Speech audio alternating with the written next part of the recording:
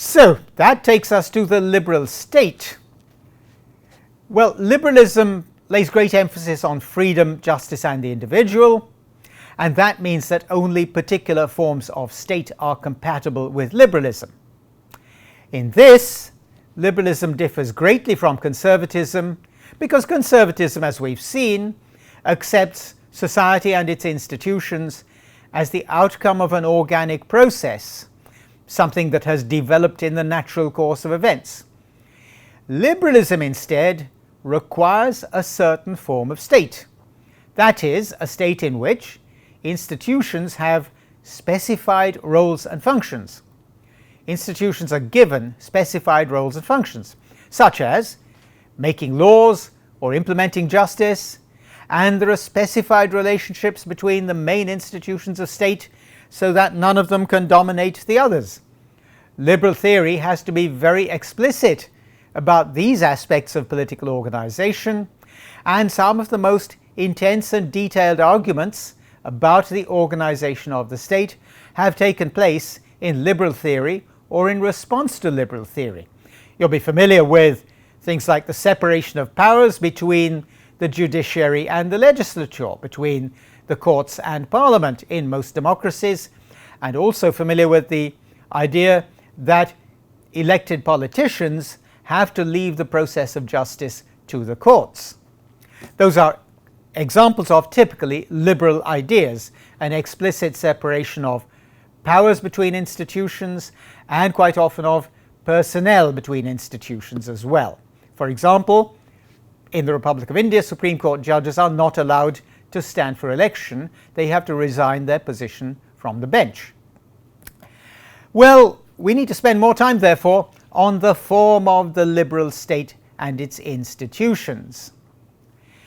Historically, liberal thinkers and politicians demanded and fought for and established constitutional government before they focused on representative government. This was mainly because they were trying to put an end to the excesses and corruptions of late medieval monarchies, and because they also regarded constitutional government as the first requirement. That involves a set of basic laws which specify the powers of public institutions and office bearers, and specifies the procedures those in office have to follow. So liberalism also specifies the limits to the powers of institutions and their staff or elected officials, and liberalism creates processes, judicial processes, so that disputes can be decided and limits can be laid down in particular cases. Constitutions therefore restrict or at best abolish arbitrary conduct in matters of government and politics.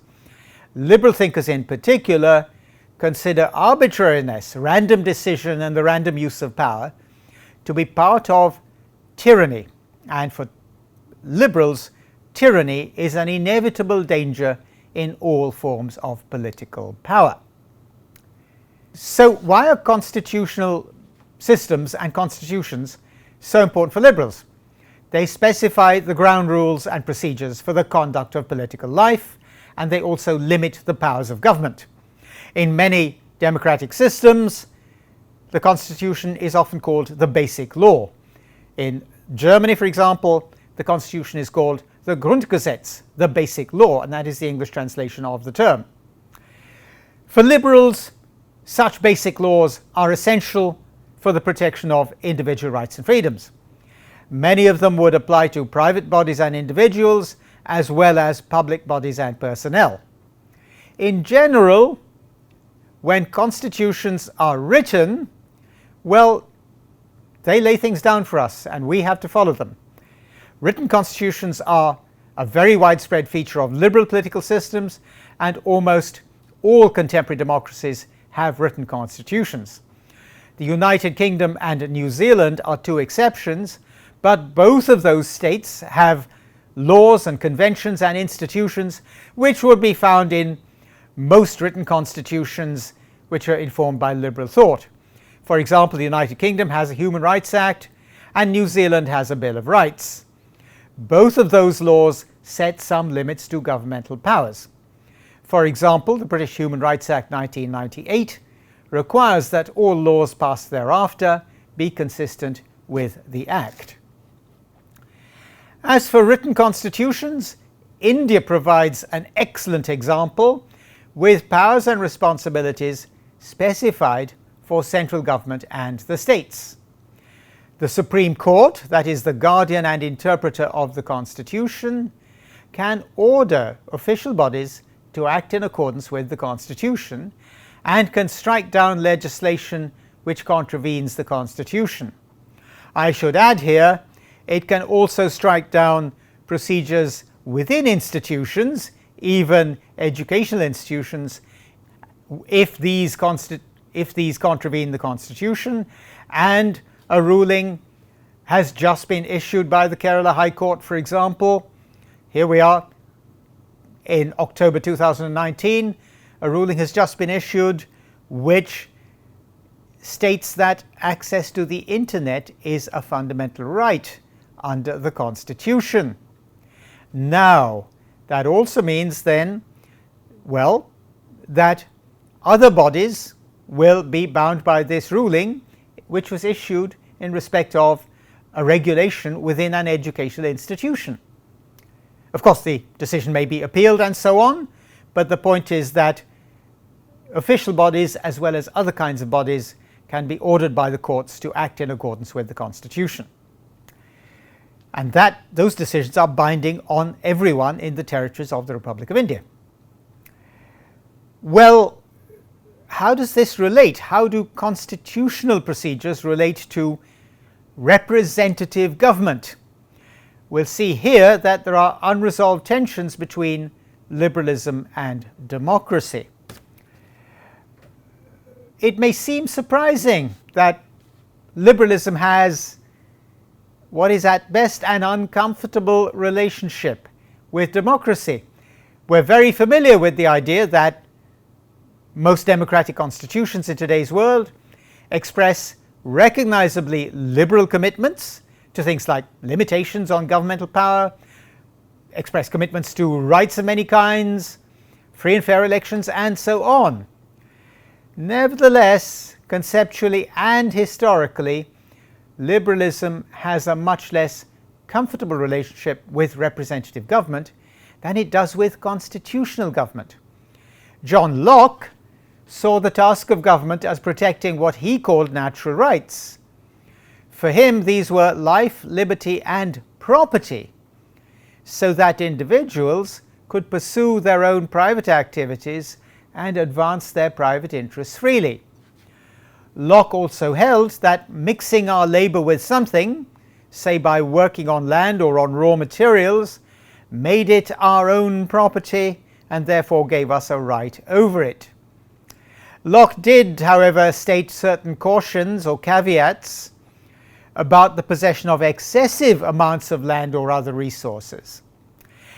But in respect of politics, all liberal theorists are nervous that any public institutions we create can start to expand beyond the limits we set for them, or that they can abuse the powers they already have, that we've given them. In liberal thought, it is the public who give power to public institutions and officials, and it is the public who must be able to take that power away from those who hold it if they abuse it. In effect, in liberalism, power comes from below. It's given to institutions on our behalf. We give it to them, we can take it away. But there's a problem here, and that is, who are the relevant public? Partly because education is very important in liberal theory. Early liberals, John Stuart Mill for example, thought that educated people were better fitted to make political decisions than, say, the uneducated or illiterate. Mill later came to accept the idea of a universal franchise, but he also held that educated people's votes should count for up to 4 votes by illiterates. John Locke, for his part, thought that only those who own property should be allowed to vote, because in his time only the propertied classes paid taxes. This kind of nervousness or even fear of popular or mass democracy is shown very strikingly in the United States Constitution. Article 2 of the United States Constitution says the president shall be elected by an electoral college. What does that mean?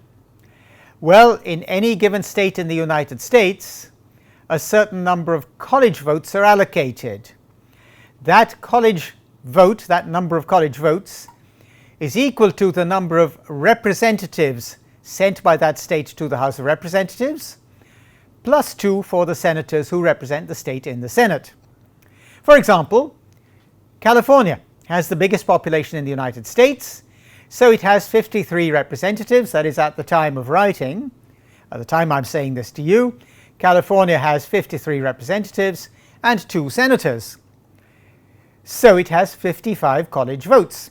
Other states with smaller populations have, say, 23 representative college votes and 2 senators college votes, in other words 25 college votes.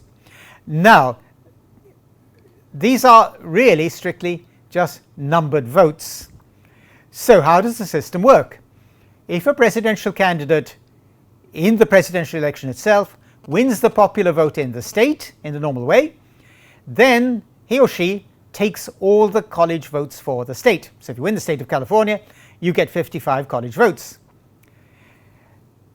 So, in effect, a presidential candidate needs to win only the 7 most populous states, the 7 states with the biggest populations, in order to win a majority of the current total of 538 college votes. 4 times the winner of the college majority has won less of the popular vote than the loser. For example, Grover Cleveland lost in 1888 because he won the count of total popular votes but was unable to persuade the college, in those days it had the option, to give him a majority. More recently, in 2000, George W. Bush lost the popular vote to the Democrat Al Gore, but in a disputed count, George W. Bush won the state of Florida, and he thereby got a total of 271 college votes, and therefore he won the presidency. Perhaps most strikingly, in 2016, Donald Trump won the presidential election by 306 college votes to 232, but his nearest rival, Hillary Clinton, won 2.86 million more popular votes, or about 2.1% more of the turnout than Trump. Those who drafted the US Constitution were very frightened that a simple popular vote would lead to what the French philosopher Alexis de Tocqueville called the tyranny of the majority.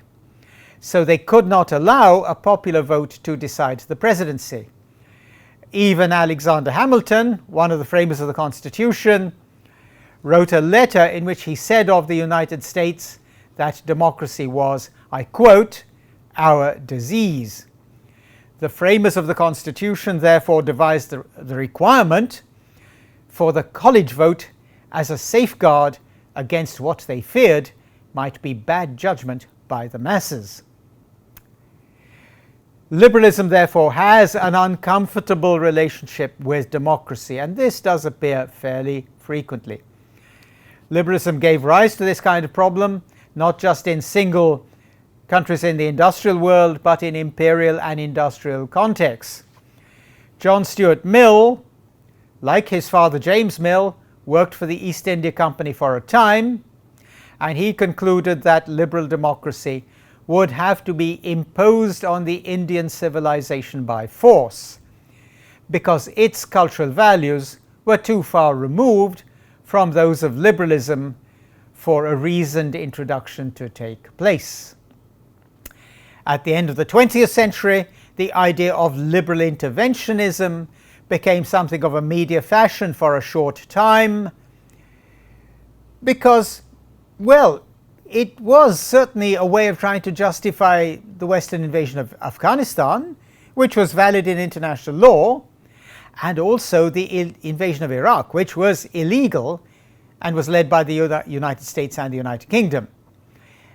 Yet, liberal interventionism, even if it was proposed for Afghanistan and Iraq, seems never to have been proposed in respect of Saudi Arabia, which is a very powerful Western ally, or in respect of Nigeria and India. Liberal intervention seems never to have been proposed in respect of Saudi Arabia, which is a very powerful Western ally. It also seems never to have been proposed in respect of Nigeria and India. Both of these have free and fair elections, but both have societies which are tainted, societies and political systems which are tainted by severe corruption and very severe inequality. And corruption and inequality both cause enormous problems for hundreds of millions of people in respect of access to education and healthcare and the justice system, whether civil or criminal. That's all very well documented, but liberal intervention seems never to have been proposed for Saudi Arabia or Nigeria or India. With Nigeria and India, one reason is very probably that both have free and fair elections and recognizable justice systems which broadly seem to work despite documented problems. Now, this kind of problem is not new in the history of liberalism. Domenico Losurdo has written an unrelenting critique of liberalism, and he shows that the American Revolution, which was started in the name of liberty, involved what was in effect official consecration of the institution of slavery. This was not the kind of slavery recorded in antiquity, but it was permanent hereditary slavery determined by the color of people's skin. That is, slavery or permanent subordination by descent. According to Losurdo, a central factor here was that the emerging merchant and financial classes saw anything and everything as a tradable commodity, including human beings, or more specifically, human labor power, the capacity to perform work.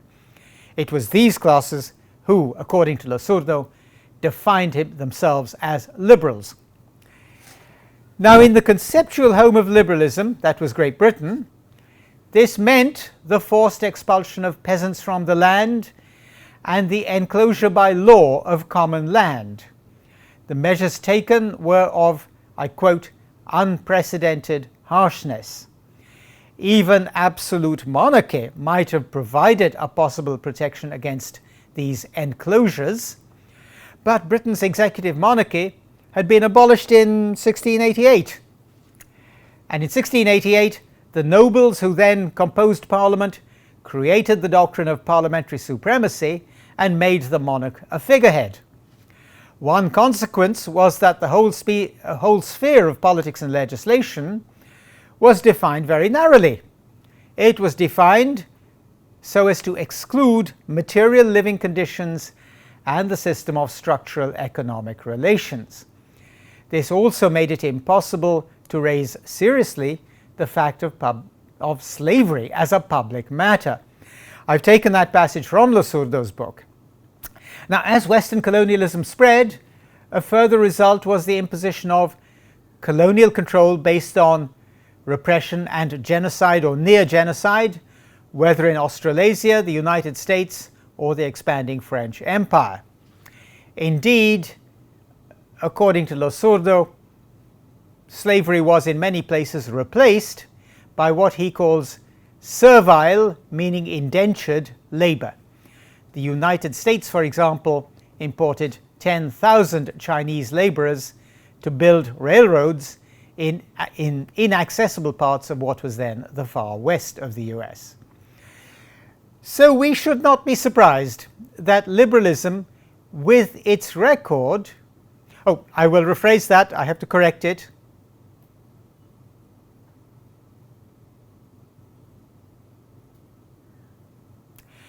We should therefore be surprised that liberalism, with a record like that, has been so apparently successful in our time.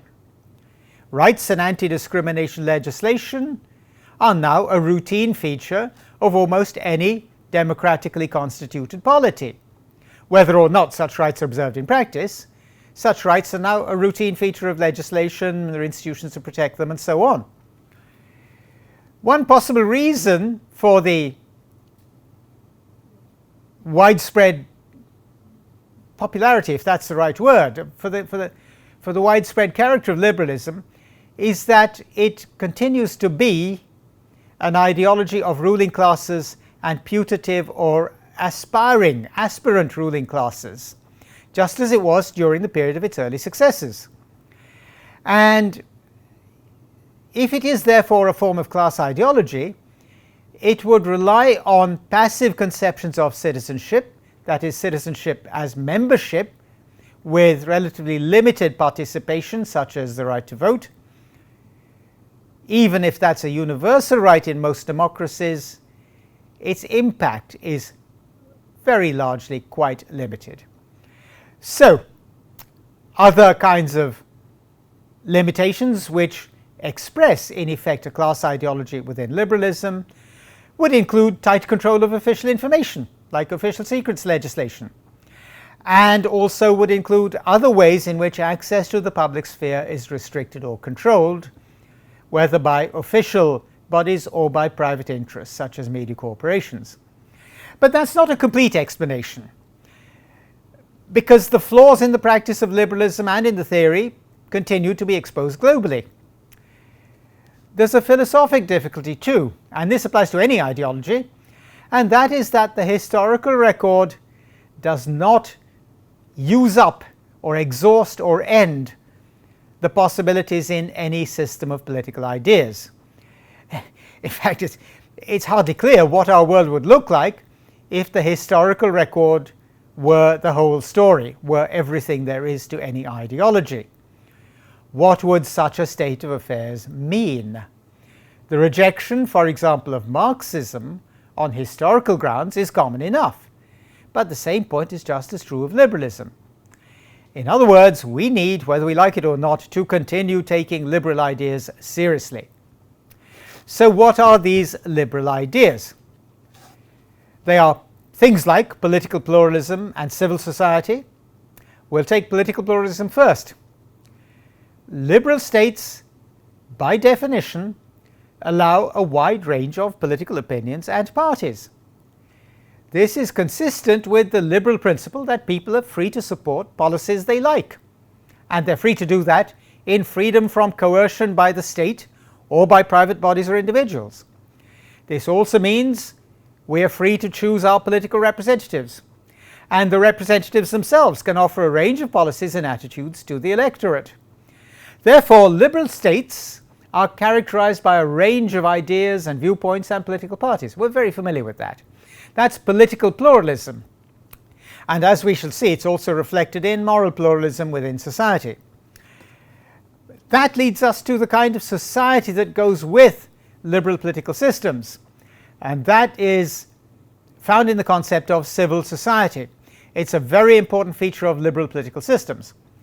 Liberal theorists distrust and fear what they see as the state's tendency, they even consider it an inherent tendency, to encroach upon more and more of the individual's life. And liberals therefore require limits to the state's reach, so that individuals can freely follow their own interests, including business and commercial interests, and can continue their own activities without state interference. These would be things like voluntary societies, sporting and artistic activities, recreational pursuits, and such things. For most liberal theorists, and in practice in most liberal systems, people spend most of their time in civil society, and that includes the right to freedom of association. Civil society, therefore, is the space of all activities not connected or not directly connected with the state. The German philosopher Georg Hegel calls civil society the aggregate sphere of interests. Now, we should note here briefly that, yes, civil society is often regulated by the state, so that anti-discrimination law, so that health and safety legislation, so that certain kinds of broad regulatory legislation are followed. But within those usually very broad limits, we are free to choose and free to carry out activities in civil society. That's a feature of all liberal societies and liberal systems. Liberal economics, well, goes with that. That's our next concept within liberalism, and that is liberal economics. What does it mean? A broadly free market or capitalist economy is essential to liberalism, because economic freedom is part of liberal thinking.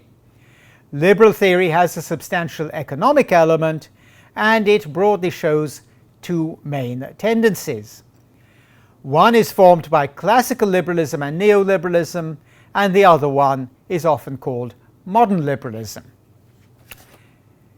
Well, we need to move on to those. That's the end of our set of topics before we go on to look at classical liberalism and neoliberalism. We'll take a pause there, and then we'll move on to do the next two topics, that is forms of liberalism.